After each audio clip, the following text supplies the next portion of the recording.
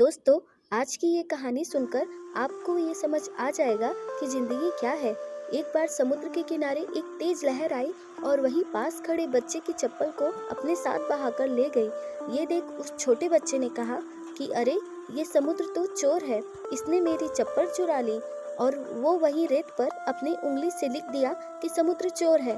और फिर वहीं किनारे पर एक भिखारी रेत पर टहल रहा था, तो उसे लहर के साथ तैर कर आया एक मोती मिला।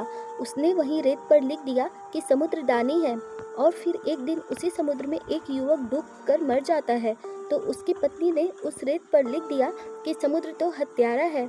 और उसी समुद्र के दूसरे किनारे पर वहीं कुछ मछुआरे खूब ढेर सारी मछली पकड़ी, और उनमें से एक मछुआरे ने रेत पर लिख दिया कि समुद्र मेरा पालनहार है।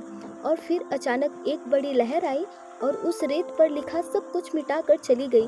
तो दोस्तों, समुद्र के बारे में लोगों ने क्या कुछ नहीं कहा, लेकिन विशाल समुद्र तो अपनी लहरों में मस्त रहा और अपना क्रोध और अपनी शांति उसने अपने हिसाब से तय किया। इसीलिए दोस्तों, हमें भी इसी विशाल समुद्र की तरह रहना चाहिए। लोगों की बातों पर ध्यान न देकर हमें जो करना है, हमें उस पर ध्यान देना चाहिए।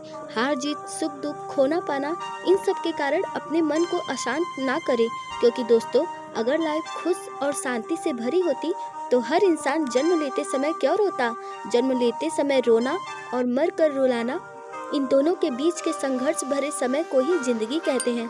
कुछ जरूरतें पूरी तो कुछ ख्वाहिशें अधूरी, इसी का नाम जिंदगी है दोस्तों। और फ्रेंड्स, अगर आपको मेरी ये कहानी पसंद आती है तो कमेंट करके मुझे ज़रूर बताएं, और ऐसी ही लाइफ से रिलेटेड स्टोरी सुनने के लिए चैनल को ज़रूर सब्सक्राइब करें।